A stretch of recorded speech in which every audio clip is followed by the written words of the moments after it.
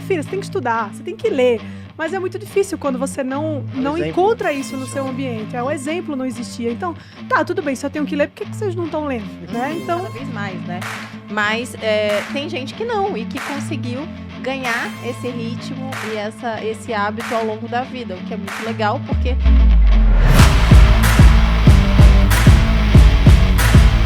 No meu caso eu comecei a ler desde cedo porque a pessoa mais inteligente que eu conhecia e que até hoje permanece lá entre os top na minha lista é o meu pai. Meu pai é uma sumidade. Fala 5 idiomas, lê sobre tudo. Eu comprei um livro de física recentemente, né? Tenho certeza que quando eu começar a ler eu vou ter mais coisas pra discutir com meu pai, porque ele fica resolvendo prova de física do IME, do ITA. Eu vi o meu pai lendo o tempo todo. A gente ia pro shopping, comprar roupa com a minha mãe, por exemplo, ela na C&A comprar roupa, eu e minha irmã. E aí meu pai fala, eu vou lá na livraria enquanto isso. Aí minha mãe ficava trabalho difícil, a gente se estapeando, a gente brigava pra caramba, provando a roupa, a gente voltava, ele tava lendo um livro, e o tempo todo em casa lendo um livro. E eu falava, caramba, ele lê tanto e é tão inteligente. Eu pensei, deve ser os livros que levam ele a ser mais inteligente. Aí eu comecei a ler também. E eu lembro até de um episódio, eu tava de férias na casa do meu pai, depois que os meus pais se separaram, e eu peguei um dicionário pra começar a testar o conhecimento do meu pai quanto às palavras. Eu vi uma palavra que eu não sabia o que era e perguntava, pai, o que é liturgia? Ele ia lá e explicava, liturgia tem a ver com a parte de rituais. Daí passava um tempinho. Pai, o que é desapercebido? Ele fala, desapercebido é ser pego desprevenido, né? O pessoal erra bastante isso no português. Eu perguntei um monte de coisa, uma hora ele falou, você tá lendo o que aí, né? Era um dicionário dele, pegou da minha mão assim, tirou e falou, vai ler um livro de verdade, seu homem de poucas letras, né? Então eu comecei a ler porque eu queria ser igual ao meu pai. Eu queria ser igual ao meu pai. E acho que essa é uma dica muito interessante pra quem tem aquilo. A gente vai discutir isso aqui, de como incentivar o hábito da leitura. Mas o pessoal fala, como é que eu faço pra ensinar o meu filho a investir? Pra ensinar o meu filho a ter educação financeira? Ou pra ensinar o meu filho a ler? Acho que a melhor maneira é ser o exemplo. É isso aí. Porque se você faz, a pessoa vai querer fazer igual no final. Poxa, educação nada mais é do que transmissão, né? O Chesterton fala muito disso. Para você passar alguma coisa para os seus filhos, você tem que ter aquilo como valor, né? É o famoso, não pode jogar lixo na rua, mas você abre a janela do carro e joga. Então, assim, como é que seu filho vai assimilar aquilo ali? Como é que ele vai entender que aquilo ali é importante se ele vê que os próprios pais, que são, né, do começo até o final da vida, as maiores referências que ele tem, fazendo algo que vai completamente na direção oposta do que ele disse para você fazer. Então, você precisa transmitir. E você não transmite aquilo que você não tem. Você não consegue passar para outra pessoa algo que não é seu. Então, não é.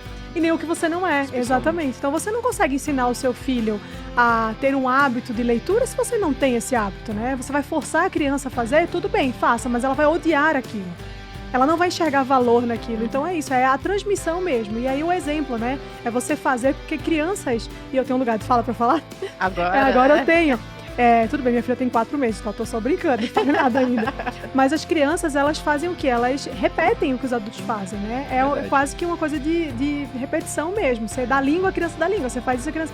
Então, assim, se ela vê você fazendo aquilo, ela fala, então eu quero fazer também. É por isso que a gente tem que ter muito cuidado com essas coisas, porque a criança, ela absorve tudo que a gente tá fazendo. Então, que ela absorva coisas boas, como o hábito da leitura também, né? Mas eu vou mais além, viu? Eu acho que não só as crianças, acho que todos nós trabalhamos como repetição e nos espelhamos em quem a gente admira. Eu vejo isso porque eu me espelho no Bruno, né? Então, ele tá ali do meu lado, ele tá lendo, e eu tenho vontade de ler mais, e mesmo não lendo, né, tanto quanto eu gostaria, eu absorvo muita coisa que ele acaba lendo, porque eu pergunto, porque eu me interesso.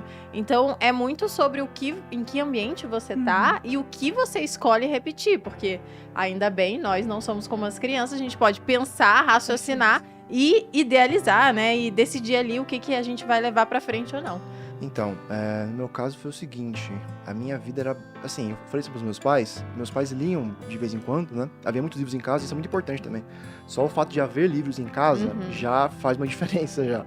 E uma coisa que eu nunca me esqueço do meu pai também, é que ele me levava, né, na biblioteca, quando a gente era pequenininho assim. Legal. Então, na época, eu não conseguia ler livros. Então, eu pegava gibis, eu pegava aqueles livrinhos que tinha, os livrões assim, que tinha imagens de naves espaciais. Então, eu não lia nada.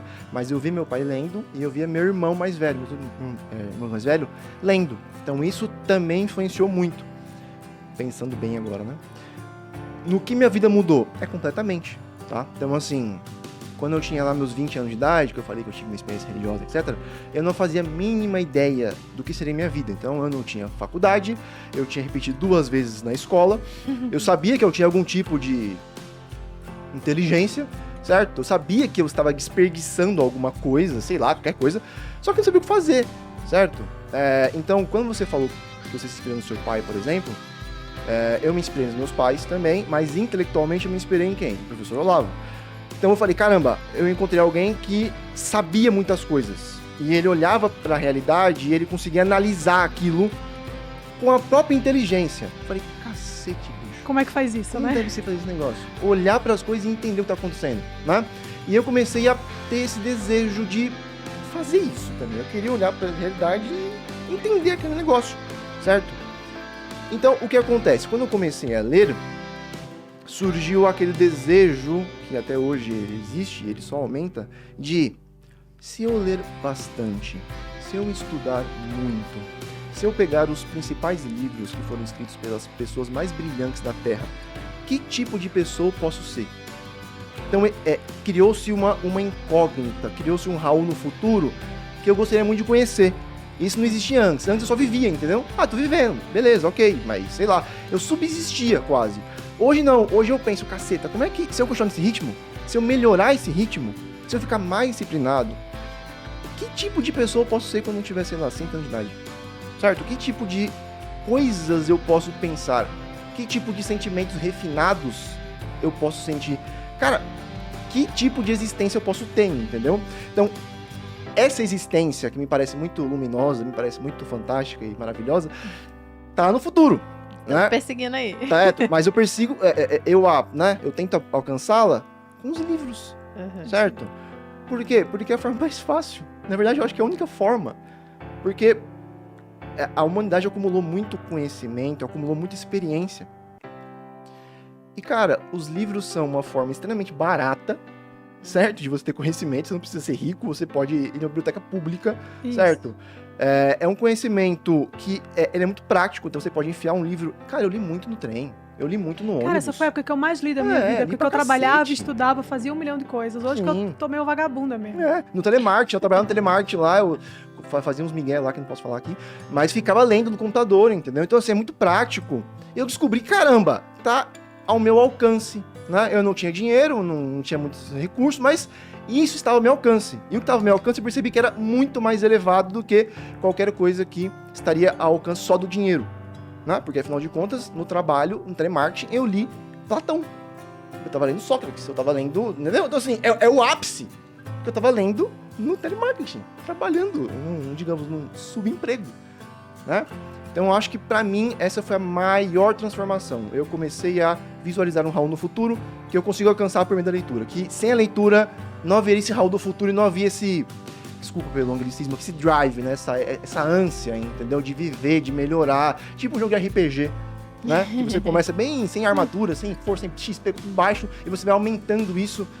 Com curiosidade, cara, como é que eu vou chegar no final lá? Tipo um mago, um paladino, sei lá, entendeu? Mas eu acho que é basicamente uma forma tosca de dizer que eu quero ser alguém melhor. A leitura, ela tem uma capacidade de transformar a gente que, exatamente, nenhuma outra coisa consegue, né?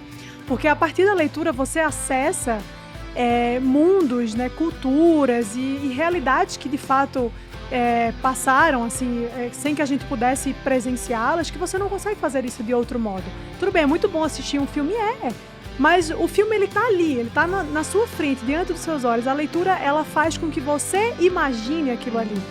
Então você vai dando asas, assim, desculpa o clichê, mas é muito rápido, você vai dando asas à sua imaginação e isso vai criando um repertório, não só de vocabulário e de muitas outras coisas, mas um repertório intelectual mesmo, que te faz enxergar bem mais à frente do que você enxergaria sem a leitura, né? Então, a leitura é isso, ela é um combustível, é um motor que leva você um pouco mais adiante.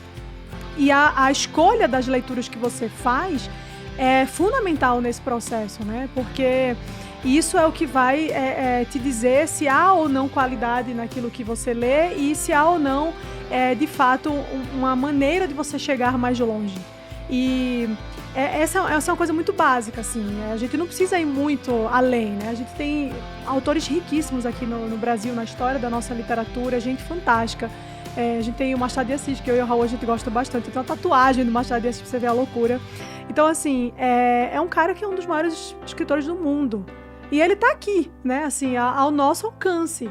Mas as pessoas desprezam muito isso. A gente acaba indo buscar referências muito, muito distantes, mas a coisa toda tá aqui. Quando você bebe naquela fonte ali, quando você mergulha naquilo, você fala, caramba, mas isso aqui é um universo que eu nunca imaginaria que poderia existir, mas existe, né? E isso você acessa por meio da leitura. Então a leitura, ela transforma mesmo as pessoas, é um negócio bizarro, e a partir da leitura você é um ser humano melhor, uma pessoa mais preparada intelectualmente, espiritualmente também. A leitura, ela de fato, é o combustível mesmo, né? A gasolina para a gente se mover.